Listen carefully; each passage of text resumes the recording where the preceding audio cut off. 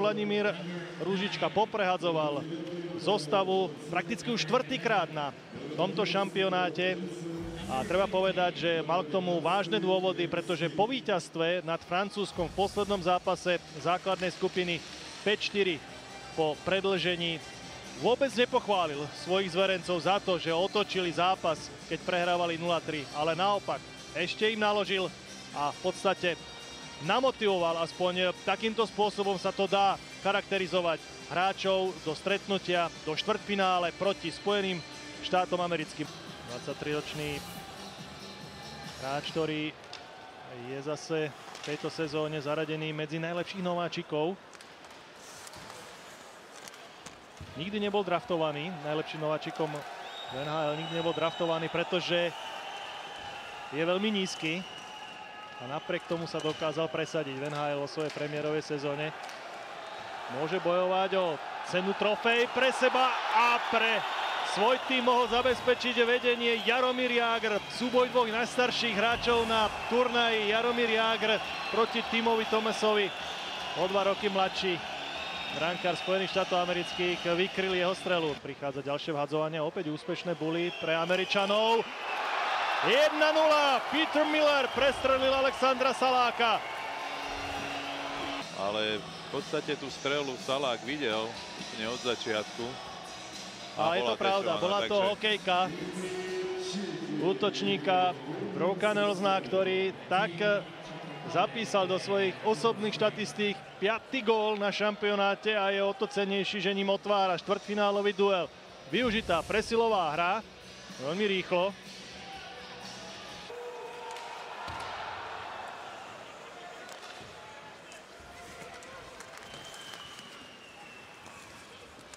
Američania zatiaľ veľmi úspešne hrajú v rohoch, to ale neplatí teraz. Tomáš bol veľmi vysoko pred bránkou. Gól! Tomáš Rolínek vyrovnáva.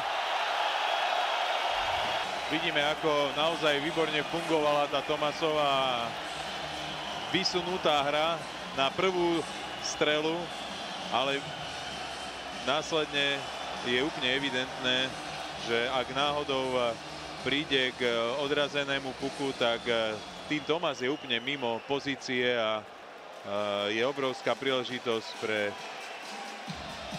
súperov skórovať a takto sa to tak trošku netradične podarilo Rolínkovi. Zámorský má veľké starosti, dvaja proti brankárovi. Americká šanca nevyužitá, pretože Brock Nelson netrafil puk. A tu vidíme ten samostatný nájazd dvoch. Na nikoho, no. Obrovská Zámorského hrubica. Jágr! Jágr! Tak to bola šanca pre Jaromíra Jágra, ktorý tam bol držaný hokejkami nielen jedného hráča. Jiří Novotný, ktorý vyhral buly, išiel protestovať k rozhodcom. Pozeráme sa na tú šancu Jaromíra Jágra, ktorý bol celkom určite hákovaný, obsekávaný, ale napokon to nezvládol tak, že by skóroval v závere. Česi na začiatku druhej tretiny evidentne v takom lepšom rozpoložení ako Američania, pretože sú nasťahovaní v pásme. Aj táto formácia s Rolínkom!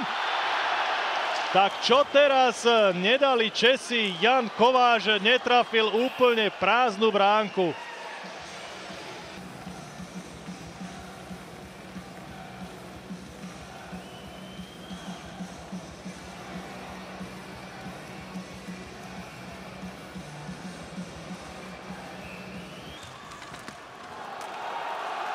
Žrtka horná, žrtka Tomasovej bránky a Vladimír Sobotka po tom, čo ju nastrelil, schytal riadny úder, ešte stále leží v útočnej tretine. Ale chcel som povedať, že Sobotka je taká tá... Tak toto je jednoznačný zásah hlavy. Abdelkader 5 minút. Tak a do konca zápasu. Treba pochváliť rozhodcov, že nakoniec naozaj veľmi spravodlivo rozhodli. A myslím, že keď americký tým si pozrie opakovaný záber, tak bude musieť tiež uznať. V každom prípade majú obrovskú príležitosť na strelenie gólu. Počas 5-minútovej presilovej hry sa to podarilo úplne v jej zárodku. Tomáš Hertl. A pozrite sa, ako Jáger úplne len tak ľahúčko to tam nahodil, aby sa to začalo odrážať. A Hertl mal naozaj veľmi ľahkú pozíciu doraziť ten puk.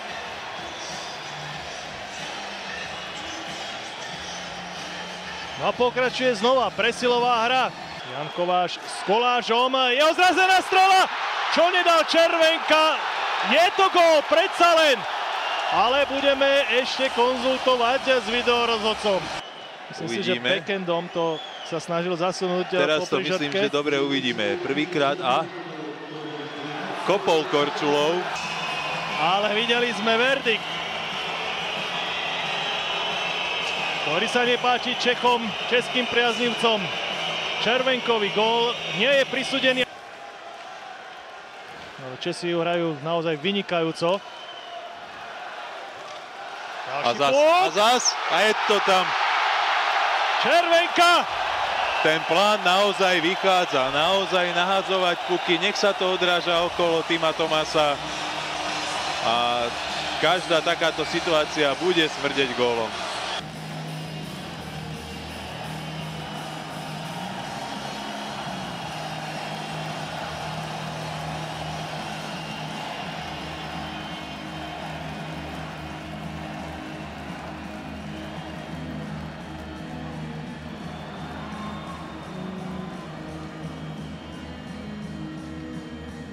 Už sa priblížil práve Hertl pred bránkovisko.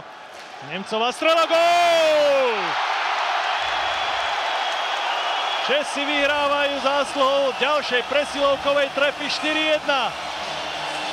Tak tam veľa miesta neostáva, ale vidíme, že v tomto prípade bol úplne bezmocný, pretože tú strelu vôbec nevidel a vybral si jednoducho tú nesprávnu stranu, ktorú mal pokrytú a Nemec to trafil fantasticky. Obaja vylúčení, Zámorský a Gudro na ľadovej ploche. Puk míňa bránku Česka a ďalšie ataky už gólovou dorážkou neskončili. Jones, výborná prihrávka na Johnsona a je stav zmenený. Minútu a 10 sekúnd pred koncom. Túto presilovku naozaj zakombinovali veľmi dobre. Vynikajúco, fakt. Treba povedať, že to bolo zakončenie do prázdnej bránky. Sám Salak nemal najmenšiu šancu.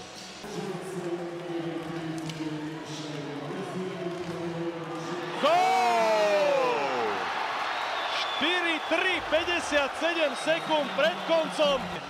A Američania takto naozaj zamotávajú. Určite so šťastím, ale to patrí odvážnemu. Smith na Korčulova pred bránku a Johnson v krátkom časovom úseku dokázal prekonať po druhýkrát Alexandra Saláka. Jones opäť na Smitha, posledné sekundy, dvaja sa českí hokejisti hodili do strely a je koniec. Fantastické vyvrcholenie tohto zápasu. Tak toto sme, hádam, posledných 10 minút by nás to ani nenapadlo, že sa to takto zdramatizuje. Naozaj fantastický duel sme videli.